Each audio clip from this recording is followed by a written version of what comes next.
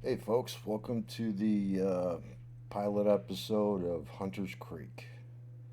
And what this is going to be is a channel about I'm selling my house in Fort Worth, Texas, um, and moving out to East Texas, Northeast Texas. And I'm buying 7.25 acres of land and raw land, no utilities hooked up, no nothing yet. And I'm going to build a shop because I work on a large shop because I work on restoration of cars. Um, that'll be a separate channel. And I'm going to be developing the land in terms of clearing it, building building the shop, building a house, probably building a guest house. We're going to dig a pond. I'm going to try to do as much of the work myself as possible, but for instance, I'll hire having the slab done for the shop because it's just much work for one guy. I'm moving to a place where I don't know anyone, so um, having friends help me is not really an option. So, my sister will be moving out there to live near me as well, so I may have her help me with certain things, but for the most part, it'll be me. So, I may depends on what kind of price quote I get on things like the system and the digging of the pond. If I can get those for somewhat reasonable prices to have somebody contracted to do that, then I'll probably go ahead and pay for that to get done.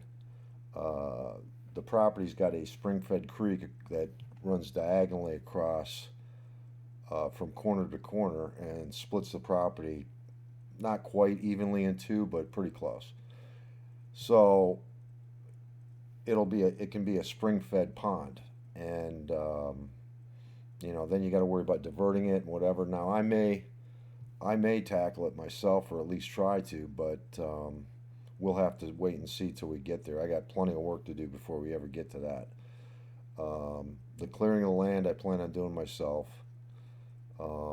I'll be purchasing some equipment for at least to own temporarily to help me with some of this stuff. And then the idea being that if it makes sense later on and it's something I don't feel like I'm going to need longer term, well, then I'll sell it again and try to get as much of my money back out of it, if not all of my money back out of it as I can. Um, I would want to level set here, okay, in terms of a couple things. Number one, I hate to do this, but I have to, just because of the way people are these days. This channel is for entertainment purposes only. While I have experience rehabilitating, like rehabbing homes and stuff like that, I've built stuff since I was a little kid. Um, I mean, literally, I built a basement in my parents' bedroom when I was 12 years old, including the wiring. So I've been doing this stuff for a long time. And that being the case, I'm not giving you advice. I'm not a trained professional. I am not a licensed professional. Uh, I'm just a guy living his life and building things for myself. So, entertainment purposes only. Anything you do or try to do that to mimic what I do, that's your business. That's your responsibility. I've got nothing to do with that. That's not my intent. So, hate to do it, but that's the way that goes.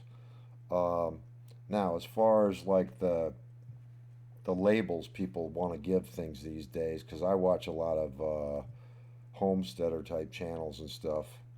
I've watched them for about 3 years, probably some of them, and at least 3 years, and I still watch them. The ones that I have that are favorites. I've seen a bunch of other ones that I've seen a couple episodes here and there on, and they're not so much my favorites. But um, in terms of what the modern day definition is of a homesteader, um, I'd have to say that's not what I'm doing. I'm not going to go, I'm not planning on growing food to live off the land. I'm not planning on raising my own cattle or anything. Um, I'm not planning on going off grid. Um, the plain and simple fact is, just from a monetary standpoint, it's much more financially feasible for me to just easily hook up to the electric and hook up to the water supply. Now, it's a rural area, so they're not municipalities, they are co ops, which are, for those who don't know, are they exist in farm communities, and they're nonprofits that are run by, they started out being run by like the farmer community, so that you end up paying like less than half of what you normally would, like paying a private company. For instance, with solar, I've already priced it out. I would probably have to pay $30,000 to have a complete off-grid solar system, and that's, being off-grid isn't really important to me. What's important to me at my age is the best, um, the best value for me for my dollar. And I think the solar thing is a little bit of a myth, because people think, well, you just pay for it once, and you know, so it's $30,000 now, but you'll never have an electric bill again. Well, that's not correct. You know, I could theoretically, I could just pay cash, so I wouldn't even have payments on it, right? But the biggest expense in a solar system is batteries. And the batteries have a shelf life, if you're lucky, of say 10, maybe if you're real lucky, 15 years with these newer types of batteries. Um, and I say real lucky. I would have to guess that, you know, to be safe, you'd have to figure 10 years.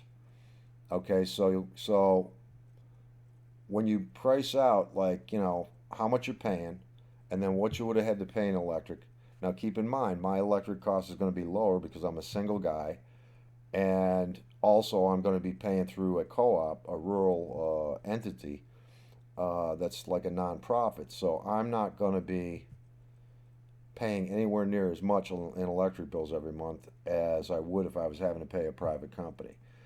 So it's going to take longer for solar in that case to pay for itself. And the plain and simple fact is, I don't even know if I could get the thing to pay for itself, like the initial system, before the 10 years is up and I have to buy a whole new set of batteries, and then I'm right back to square one. So that's not going to happen. Now, the one thing I have considered is, when I go out there, because I've got to get electric hooked up and I'm going to have to meet with an engineer from the electric company, and the electric co-op, and I'm going to inquire about whether I can get a meter that will allow me to hook a solar system into the electric grid. And in that case, I may consider like buying solar panels, and essentially in that way, I think from a dollar, you know, value to me thing, um, I may end up being able to actually never have to have an electric bill, because I'll be storing it up when I'm not using it onto the grid, and then using it when I need to use it, and drawing off of that bank of energy, if they have that capability out there.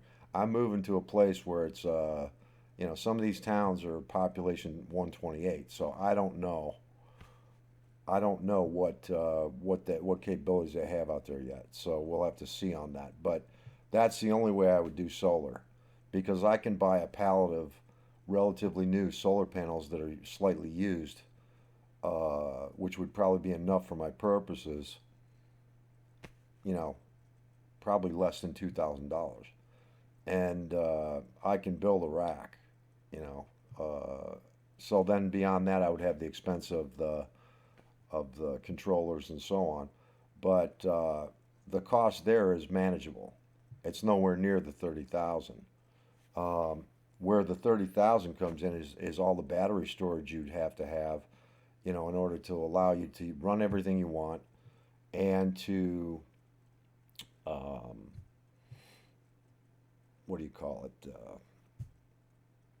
Have enough electricity stored up in batteries so that you could last like 2, 3 days, 4 days maybe, without if you ran into a period where you had basically no electricity being generated because of weather. So you're talking about probably getting double the. I mean, I think the rule of thumb is get double the capacity that you would need for a day. And so now you're talking, you got 2 days worth of electricity. Um, and I'm going to have a backup generator too, but um, that's just because rural electricity goes out all the time. So I'll have a backup generator regardless. So I would always have access to electricity. But again, how much is it going to cost me if I have to use my generator for X number of days? Because we periodically have in Texas have like maybe two every year, just about we have about 2 weeks in a row where we get solid rain every day for a couple of weeks. In fact, this past year we had an entire month where I think we only had a couple of days where we didn't have rain.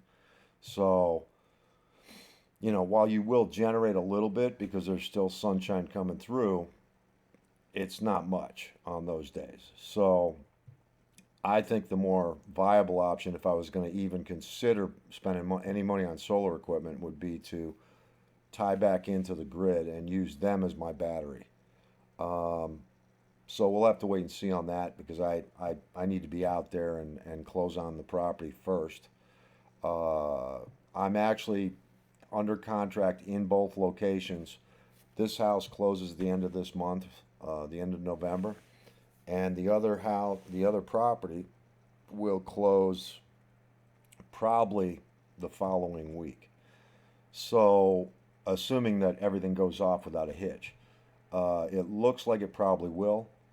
When I buy the property, I'm buying it cash, so I don't have to deal with banks, so there's no holdup with that.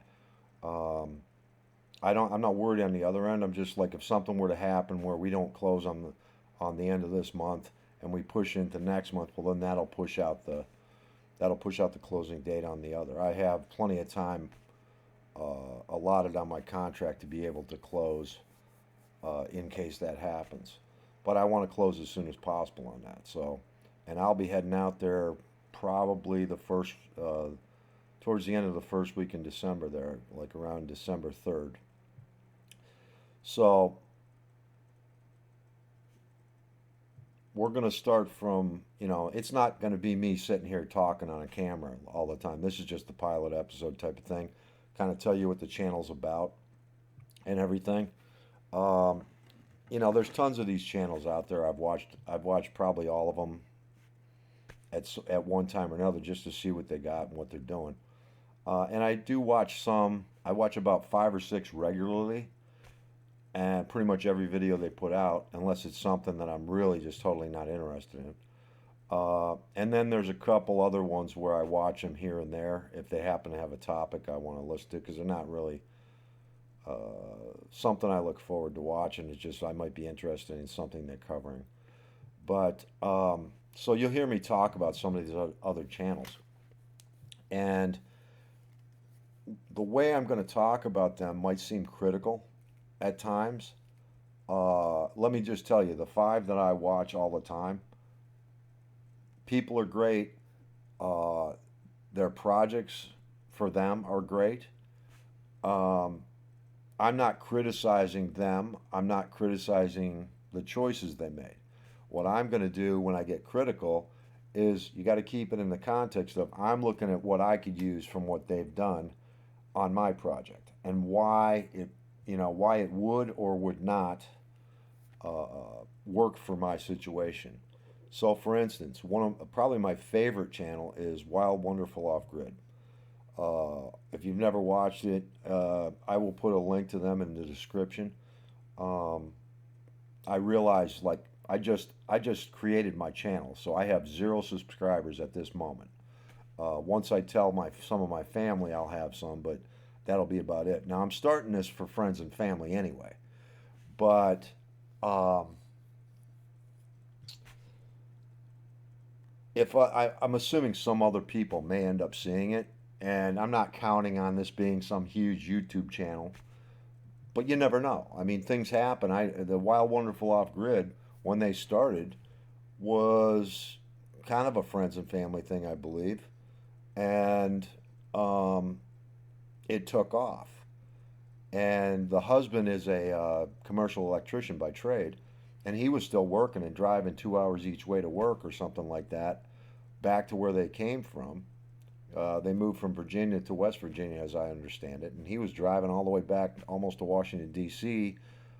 Sometimes daily, so that he could do his job. And their YouTube channel took off to the extent that he was able to quit his job, and they lived totally off of the YouTube income. So who knows, you know? But that's not my goal in terms of like if that happens, great bonus. Most of this is springing up out of the fact that I had a bunch of people that I do know uh, that wanted to see documentation of what I'm going to be doing, and I figured, well, the easiest way to share that is to just do shoot video and do YouTube videos. And if it's on YouTube, other people can find it, and I'm going to be referencing other channels, and some of their people may end up finding it as a result of that, or whatever. I don't know. With the algorithms and all that stuff, which I do understand because I was a software engineer and software architect for a long time, so I understand all the technology behind it, and it's possible they could, I'd have to see their code to see whether or not how it works, but it is possible they'll get kind of like come across one of my videos here or there, and maybe some of them will like it and so on. Now, here's where I'm going to be different. There's a few ways. Okay, this is not a family friendly channel. When I work on stuff, I cuss. And, I don't cuss all the time just to cuss, but a lot of times I'm going to talk the way I talk. And like if I'm working on a car, for instance, and uh, I have a knuckle buster, or I'm trying to get something for like 3 hours that should have taken me 5 minutes, I'm going to be cussing. You're going to hear what you're going to hear, and if you're easily offended, I would suggest you're in the wrong place. Like I said, I really don't, I'm not doing this to be liked by people that I don't know. And I'm not even doing this to be liked by people that I do know. I'm doing it, because people have asked me to see what I'm doing. And the easiest way to do that is to share it through YouTube. Um, and I know I've got my mother lives in a whole other state. She'll want to watch. My sister will be living right near me, so she'll be involved. She'll know what's going on. I got a brother that lives up near my mother. He'll be he may find that interesting. I have no idea. Um, I've got cousins and other relatives over in another state even, and I know they'll want to watch. Actually, a couple different states, so I know they'll want to watch it potentially. So at least periodically. So that's why I'm doing it. So anybody beyond that doesn't like what I'm doing, I don't really care. If they like it, great. But I'm not going to be take it personally. That I learned a long time ago. Whatever you do, you're going to be lucky if 50% of the people like what you're doing and 50% of the people don't. That's going to be a good score. So, but I'm not somebody that responds to people's nonsense that's going on these days about this cancel culture crap and all this other stuff. Also, I have my political beliefs. You have yours. Um, I'm a full supporter that I fully believe that it takes differing points of views to make the country work. But this is not a political channel. Now, I may say some things opinion wise about stuff uh, related to the channel that may give way, give an inclination in people of what my political beliefs might be, but it's not going to be a political discussion type of thing. So keep that out of the comments. And if you don't, well then, I don't believe in censorship, but I'll ban you. I mean, it's not meant to be like for trolling and all that stuff. If that's what you're into, go somewhere else. You know, uh, and this is one of those times when I guess I could give away what I believe. And but again, it's not meant to be a spark a political firestorm. Okay, but I don't know any other way to put it so that everybody gets what I'm saying. Any social justice warrior crap in your comments, um, just keep them to yourself. Don't bother commenting on that crap. Like for instance, on my other channel, I'll have be working on cars. I watch car channels as well, and I see these guys, and they're guys that follow people that follow them are bitching at them because they're not wearing rubber gloves when they work on a car. I don't wear gloves when I work on a car, so I don't care what your opinion of that is. And I'm going to be working on cars to restore them. I'm going to be building stuff. I'm going to be tearing down stuff. I'm going to be knocking over trees. I'm going to be working on land. Okay? My hands are always going to be dirty. So I'm not going to worry about if I get a little oil under my fingernails or something. I've got stuff I can clean my hands with. Um, what I do wear rubber gloves for is if I paint a car. And if I paint a car, I wear them because the stuff has a tendency to get in your hands, and that is really tough to get off. You'll end up having it on there for a week. So I double glove when I wear those. But that's what I find with working on a car. Number one, I don't have as good a touch because a lot of times you can't see what you're doing, and I don't have as good a touch with the gloves. And then they always it's not very long before I'm slicing a finger of the glove, and now I just got a glove flapping around that's in my way and annoying. So why bother? I've never worn gloves when I worked on a car, and we're talking about I've been working on cars since before I could drive one legally. So, and if you don't like that, again, change the channel, go watch something else. There's plenty of channels out there. Um, I'm not trying to be negative. I'm just saying I don't have time for that. And I guess the general rule of thumb is if you want to be a pain in the ass, uh, you know, if you're lucky, I may warn you once, but I won't warn you a second time. I'll just ban you, and you won't be able to comment on anything anyway. So, and I don't want to have to spend all my time doing that shit. So just do us both a favor and go away if that's what you want to do. I don't care what you do with other people. I don't care what. And I know that doesn't exist out there right now. Like just, I mean, I know for me, if I watch a movie and it's censored and I've seen it uncensored, or even if I haven't, it drives me nuts because it's just stupid to me. I'm not here for little kids.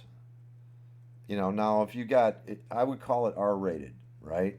So for language, so if you got older kids and you don't mind them being subjected to that, that's up to you. That's your decision. I'm one that believes that people should take responsibility for their own decisions. So anyway, I don't want to go on and on and on about that, but I think you get the gist. So I think it's going to be fun, and I think the channel is going to be a little different than most of the ones out there. I'm not a prepper, so save those comments. Uh, I have nothing against people again making up their own minds about what they want to do, and some of the things going on around the country these days, maybe they're not as crazy as they appear, but in not all cases, but in some cases. But I'm not worried about the end of the world. Um, I have guns. I live in Texas. Everybody has guns, and I'm going to be in the country in a fairly remote area. So I mean, there's no other neighbors around and stuff, but you know, I think the cop shop is not just right around the corner, and the fire department is not just right around the corner. So, you know, I need to be able to protect myself if, in the middle of the night if somebody decides they're going to do a home invasion on an old guy, you know, in the middle of the woods. And I'm going to protect myself. So, whatever that makes you feel, if you don't like it, again, change the channel. I come from a different generation, so I'm not going to change my beliefs because the newer generations believe something different. So my suggestion to people that are easily offended is you're not going to be happy watching this channel. Um, am I going to show myself like target shooting and shit like that? No, no. Crap, I don't remember the last time I was target shooting. But uh, but I do know how to use a gun, and I will have them on premises. And we've got a problem with feral hogs in Texas. Well, they're going to get shot on sight. There's no season on them. There's nothing. There's no law against shooting them. They're considered a pest. They're an infestation at this point. Now, I don't have any plan on butchering them. I'm going to dig a hole and they're going in the hole. So that's just the way it is. We've got a problem. Um, I have no interest in hunting. The only time I would ever consider hunting is if the end of the world did happen and I survived it. I'd obviously have to eat. But other than that, I have never been into hunting. I don't want to hunt. But if I have to get rid of like a feral hog problem, then I'm going to get rid of a feral hog problem. I'm not going to show that. I don't think that it's not something I'm enjoying when I have to do it. Uh, it is going to be something that is um, necessary, but I don't think that I want to really like glorify it on my channel or anything. Uh, I'm not opposed to people who hunt and kill animals because most of them eat the meat and everything else. Um, and if I was into that, I probably would butcher a bunch of hogs and I'd have pork forever. But I'm not into that. So I do my hunting at the local grocery store. Uh, so I don't know what that makes me. In my age, when you had a homestead, it was the family farm or it was the family house, and in that sense, it will be a homestead, but not in the modern sense. So save all those comments. I'm not pretending to be anything, and trust me, I don't have time to bother pretending to be something. I think you'll find over time that I'm pretty much straight up. I'm probably more blunt than you want to hear. So that's what it's going to be about. Now I will. I've got some. Another thing I want to do a little different is, and I've already got some things that I've kind of test recorded it already, and I might be able to use some of them for some segments. Um, all the time I hear, you can people kind of jump into it in the midstream of what they've done, and they don't take you through the process of if you wanted to do this, what do you need to do?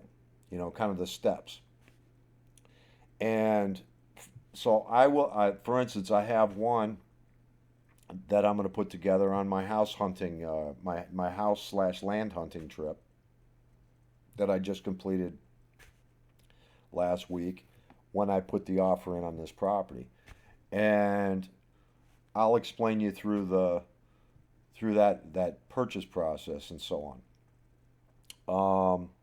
And essentially, the sales process, if you're selling a house, is the same. And if you're selling a house, that means you bought a house, so you don't really need my advice because you've already been through it. But and again, it's not really advice. It's like I'm just telling you what happened to me and how I went about it. So I'll tell you how I found properties to look at, and it wasn't just as simple as go to a real estate agent. You need to be educated if you want to make the right decisions and save yourself some money when you go to make your offers. So I will tell you how I did it. I'll tell you the methodology I used. I'll tell you why I used that. So that'll be an upcoming segment. Um, Obviously, like probably the first, those will be talks. The outdoor segments will begin once probably when I go out, and then I'm going to do, it's raw land, but I get to do a final walkthrough. Make sure they haven't burned anything down, knocked down trees or something, or made some major changes to the land that I didn't want done. And we'll do the final walkthrough, and that'll probably be the first outdoor video that I'll shoot. I don't have camera equipment yet. Now, I don't know whether I'll have it by then, um, but I do have a pretty decent camera on my phone, so at least I can start that way. I'll probably use my phone periodically anyway, just because I think all people do that do these because it's handy. So, like, I'll take you through. I'm planning on getting a sawmill. I'm planning on milling my own lumber for building the buildings. And before somebody decides to comment, well, you can't do that because they're not stamped lumber and you can't build without stamped lumber, that's a local thing. And I'm moving to a place in Texas where I'm outside city limits. And for those who don't know, Texas state constitution prohibits counties from having ordinances and codes. Only a city can do that. Well, if you live outside the city limits, then you don't have a city that can do that to you, so it's unrestricted, which means unless you live in some form of HOA organization, which they do have out there in some places for ranches and stuff, or unless there's a deed restriction that was specifically put in, you can do whatever you want. Now, that doesn't mean what I'm going to build is unsafe. All the stamp says is that some official inspector for wood went out and got the stamp for the wood, okay, or did a little certification program, and now he can stamp wood. That doesn't mean that you can't pick out structurally sound lumber using number one common sense because I've built stuff for years. But if I had to, I could go take the certification thing for doing a stamp, and I can stamp my own wood. Um, so it's perfectly legal what I'm about to do. It's going to be up to code. There are some things that I think in the code that are ridiculous, that are not healthy. Um, for instance, back in the old days, if you will, um, they didn't have problems with radon gas. They didn't have problems, all kinds of problems with mold. There's a reason why these old houses uh, can stand. I looked at a house that was 101 years old. I wanted to look at another house that was like more than old. I think it was 113 years old. And the only reason I didn't was because it was already under contract by the time I got out there. So, and those are still standing and their foundations are still strong. And the reason being is because they're not so airtight that um, you don't have a natural drying if moisture gets in there. And because of the tightness of the newer constructions, the byproduct of that is there's no air movement through there to dry it out if it gets moist, unless you introduce it.